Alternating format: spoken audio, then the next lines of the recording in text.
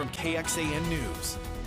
We do begin with a breaking traffic alert. I-35 shut down in both directions in North Austin. This is according to TxDOT. Austin police say there are multiple crashes in the area. This is happening on northbound I-35 at Tech Ridge Boulevard and southbound I-35 at Palmer Lane. This is the view from I-35 near Howard Lane and Lamar area. You can see traffic is at a standstill. Okay, let's give you this perspective on the impact. The backup is far north at Wells Branch Parkway and down south to near Runberg. And we just got this video from our Nabil Ramadna. The car traffic you see now, they're headed up north on I-35 near Breaker. Still no word yet on what caused this, but again, we do have a crew in that area to learn more. Cleanup is underway at an RV park east of Georgetown today, and volunteers really came out in force, clearing out that debris and helping people who lost everything start over. The Shady River RV Resort sits along the San Gabriel River, just west of the small town of Jonah. KXAN's Eric Henriksen visited with survivors looking to start over. It's kind of hard to explain to my 6-year-old and my 4-year-old that we can't go back home. Jordan Anderson is one of the many whose lives have changed this week. His family lived in the Shady River RV Resort for 5 years, an area that's seen minor flooding before. I thought it might reach my floor, but not pick it all up and carry it away. Now their homes are in ruins, shredded metal wrapped around trees and dirt. It's really easy for this to look like statistics to people who weren't in the area. I was literally here with them while they were floating, their pets were floating, their homes were washing away. Shauna Thayer lives down the street. She arrived to help with rescues on Saturday morning. Now she's leading the volunteer effort to clear debris and collect supplies for the families. We have people here who lost their homes because they decided in the moment to let their home wash away because they thought someone of lesser means needed their RV pulled out more. Sam Baker came in from Round Rock to help. People, when they start to see even little things like this, they begin to understand, like, my God, lend a hand. So. Down the road in the town of Jonah, Tracy Crow and volunteers distribute donations to Shady River residents, including piles of clothes, food, and diapers. We need more non-perishables coming in. We also need more fruits. I don't think we got any vegetables, so even vegetables would be nice. We could send those over to the hotels where the residents are. And can openers. Yeah, manual can openers. Jordan said the outpouring of support has brought joy to his family. They think it's Christmas at the moment.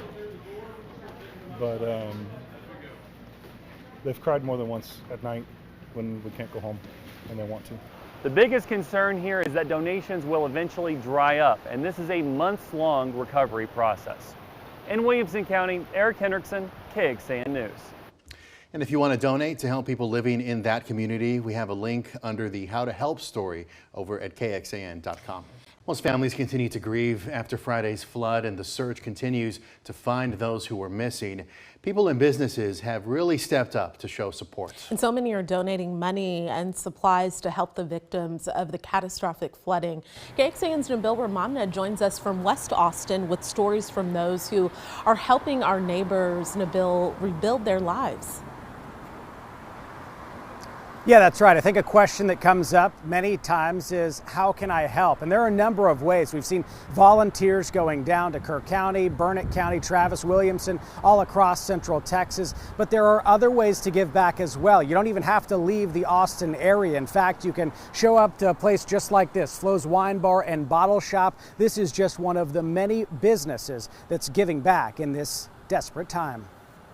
Green bows line the exterior of Flo's Wine Bar and Bottle Shop. They're there to show support. I mean, that's what Texans do. That's what Central Texans do. They come out for each other. Flo Conti and Adair Belisle are the owners. All we can do is lean on each other during times like this. Both know many of the families who have lost loved ones, and that's one reason why they wanted to help. Our hearts break for that community. I think as people that have been there before and seen Hunt, we just thought, what can we do as a business? So this is what they did. 100% of sales on Thursday will go to the Kerr County Flood Relief Fund. As a mom, as a human being, our hearts just have been breaking these past few days, imagining what they've been going through. Flo's just one of the many Central Texas businesses helping out. So today, Thursday, we are actually donating 100% of our net profits to the Kerr County Flood Relief Fund. Burley Bow, the activewear apparel company, is another. Owner Trey Weir said they've sent down food, water, and even donated chainsaws to first responders. But that's not all.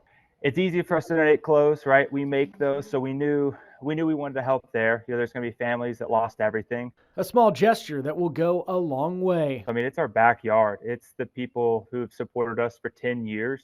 So us stepping up and supporting now is just a no-brainer. These businesses and the people running them, just a few of the many making a big impact during a difficult time. So amazing to see small businesses coming together for the greater good, which is amazing.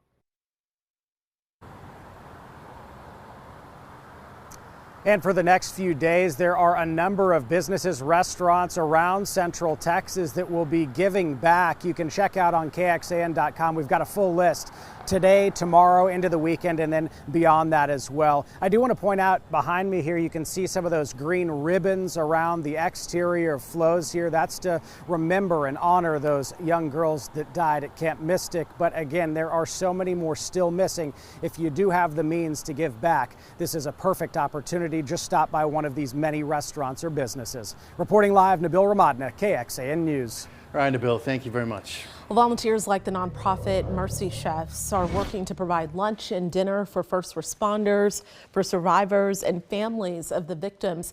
They're serving 4,000 to 5,000 meals a day with the help of more than 100 local volunteers. You know, we believe amazing things happen over a shared meal. Everybody here in the county has lost someone or knows someone who has lost, and they just want to help in any way they can. And the group CEO says it plans to be in Kerrville as long as there is a need. Volunteer rescuers are in Kerr County to help with recovery efforts. The group called Los Topos, which means the moles, arrived this week, and Patricia Campos says that she was moved to act after hearing about what happened. What moved me here is wanting to support people without expecting anything in return. Honestly, this work is very beautiful, and it comes from the heart. And the group formed after Mexico's 1985 earthquake and has since helped in disasters worldwide. Hey, let's get down to what we've been talking about, how you can help. KXAN continues to highlight the groups that are helping those in the aftermath of the flood. So we wanted to turn our attention to Williamson County.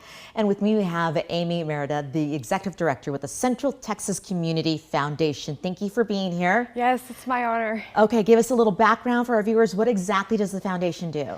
So Central Texas Community Foundation has stepped in to create Wilco Cares in conjunction with the leadership of Williamson County. This is a short-term disaster relief fund, and the purpose of the fund is to provide cash money, monetary donations to these families. When the dust settles and the volunteers have gone and the in-kind supplies have been provided, what these families are going to need more than anything is money to rebuild. Most of them do not have flood insurance. Those that do, deductibles in Texas have gotten so high. Everything is so expensive now, and you know, the eyes of the nation have been on Kerr County, as it should be. Catastrophic damage down there, but I don't know if people know the damage that's right here at home.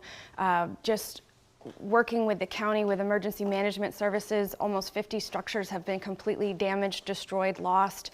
I want to say something like 115 that they know of that have varying levels of destruction. And you know, if you didn't have flood insurance and you've got a couple inches to a foot of water, you're replacing floors, you're replacing walls, baseboards, and you're left to take care of these things on your own. And so we're trying to provide a place that's vetted for people to give, to provide what these families are going to need most to recover. And that's what we're doing as well. We're listing different kind of organizations and nonprofits. You're on that list. I thought it was important that you touched on, if you wanted to support maybe your county or Kerr County, you can do whatever you want, but if Williamson County speaks to you, does that money stay in Williamson County? Where does it go? 100%. Okay. So what we raise, we push immediately, as quickly as possible through. We'll be working with county officials next week to determine the geographic footprint, the criteria. We'll be posting on our website, on the county's website, to let everyone know that's been affected how and when they can apply for these funds. And it will be, we'll create the rubric, and we will push these we're hoping in the next few weeks to get the first disbursements out. Oh, wow. Okay. And are you trying to hit a goal, Amy? Are you thinking, Yes. looking at the disaster, I really want to hit this number? We're hoping to raise $1 million. Right now we're a little over 450,000, so we've done great. The businesses, the community, the thing that touches me the most, we've had, I think, close to 550 individuals donate, and someone that donates $5 is still making a tremendous difference. You don't have to give big dollars to have a big impact. Sometimes people think, oh, I don't have 100, I don't have 1,000. Yeah. It's not going to make a difference. But when you have an army of people who give what they can, it changes the world. So as little as $5 goes a long way. Any amount will help these families recover. And you being with the foundation, give me an idea of maybe some of the people who have talked to you out of Williamson County and their need. We've heard so many different stories, and the vast majority are the people that are saying, we don't have flood insurance. Okay. And I heard a story yesterday. There was a woman that works at Seton Williamson. I think she's a medical assistant. She was having a baby while her home was being destroyed by floods. And they returned home to realize they had no home to go to. And the stories like that, they're going to keep coming. The needs are great, and we want our community to know, we want everyone out there to know you have a part to play. You have time, you have talent, you have some money. Whatever you have, give what you have, and let's help rebuild Central Texas. And you put it so beautifully about how they need cash. So it's great donations of food and clothing and all the other stuff that are needed. But this way you get to give them the money and say, go and buy what you need for your baby, or go and buy what you need for you.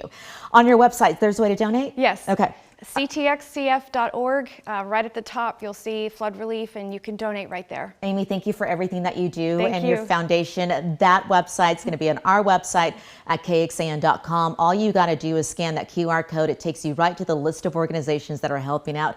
kxan.com/food, flood relief rather, or scan the QR code on your screen. Kristen, over to you.